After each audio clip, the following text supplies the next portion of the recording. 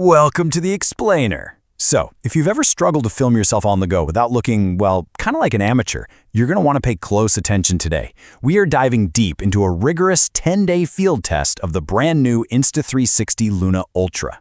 Now, this isn't just some quick weekend unboxing. We're getting into the real, on-the-ground performance of Insta360's very first pocket gimbal camera.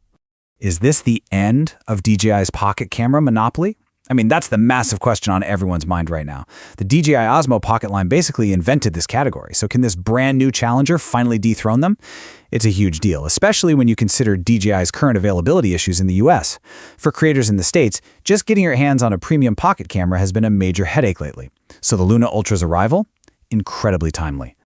All right, let's get right into the hardware. We are talking about a premium, pocket-sized rig built from the ground up for solo vloggers and travel shooters. It's designed to be tiny enough to just toss in your pocket all day, but man, it packs a serious punch. Sleek design is great, sure, but what really matters is how it actually performs when you're miles from your studio. Meet the Luna Ultra. Before we get into the nitty-gritty of my 10-day real-world experience, let's quickly establish the exact powerhouse we're working with here.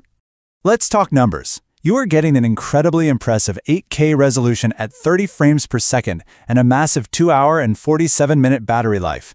It even pushes 4K video all the way up to 120 frames per second in a 10-bit iLog color profile.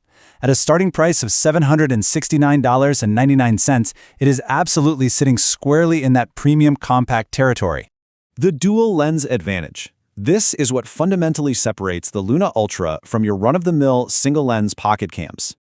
Check out this crazy array. You're getting a 20mm f1.8 wide lens sitting right next door to a 60mm f2 telephoto lens. And yes, both are Leica-tuned. But here's the wild part. The wide lens sits over a massive 1-inch sensor, while that telephoto utilizes a really capable 1/1.3-inch sensor.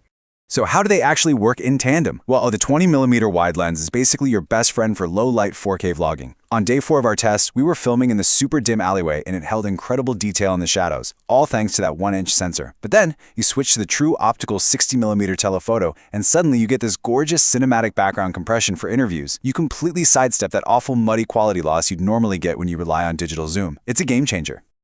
Built for the field. Look, specs are great on paper, but how does this camera actually feel to shoot with when you're running around solo all day? 2 hours and 47 minutes. That number is staggering. In rigorous bench testing, you can record continuously at 4K resolution, 24 frames per second on a single internal charge. For a camera body this tiny, being able to completely ditch battery anxiety for a whole morning of travel filming is just incredibly rare. And get this is a feature that will literally save your shoot. If you happen to max out your micro SD card out in the wild, or, do what I do and forget to pack one entirely, the Luna Ultra actually has 47 gigabytes of built-in internal storage ready to take over. It's the ultimate safety net. Now, if you are a total power user and need even more juice, you can just slap this optional endurance battery right onto the base of the handle. Oh, and you can also power it via USB-C while you're shooting.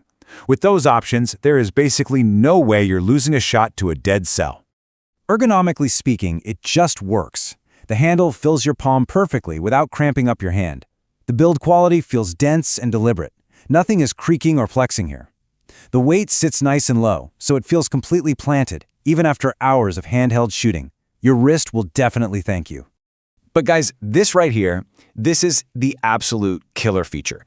You can pull the 2-inch screen completely off the camera body and use it as a remote monitor. If you've ever done the awkward run back and forth dance to check your framing on a wide shot, you already know how massive this is. Think about what this opens up.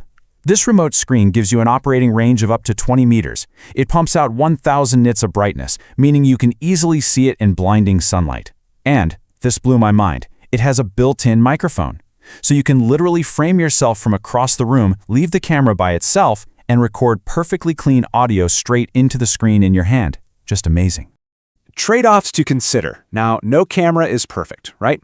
After pushing this thing to its absolute limits for 10 straight days, there are definitely a few edge cases and first-generation quirks you need to know about. First up, heat is a real factor. If you're shooting super heavy 8K or pushing 4K at 120 frames per second, you are going to hit a thermal limit. The camera will stop recording right around that 44-minute mark. Also, if you're walking pretty fast while at maximum zoom, the AI Deep Track autofocus does struggle a bit to keep you centered. And honestly, it's just over 500 pixels wide. That 2-inch screen is a little too small to confirm critical manual focus. You'll definitely want to pull out the phone app for the really precise stuff. The final verdict. So, tying all these real-world tests and crazy specs together, who is this camera actually for? And is it really worth your hard-earned cash? At a starting price of $769.99 for just the standard bundle, it's undeniably a serious investment. It's a premium ask for sure, but you really have to remember, there are very few compact cameras out there that pair a true optical telephoto lens with a detachable remote monitor at this tiny footprint. So the takeaway is pretty crystal clear. If you are a solo shooter who craves real optical telephoto reach and you want that genius detachable remote screen workflow, this camera entirely justifies the spend. The price reflects genuine capability that actually keeps you shooting rather than just fiddling with gear. Ultimately, ask yourself this: are you ready to make the switch to a dual-lens pocket rig? Does the magic of remote monitoring solve the biggest headaches in your own daily workflow? Because with pocket cameras becoming this insanely modular and powerful, you've got to wonder, are the days of carrying around a huge, heavy mirrorless camera for vlogging officially over? Something to think about. Thank you so much for joining me on this explainer, and I'll catch you next time.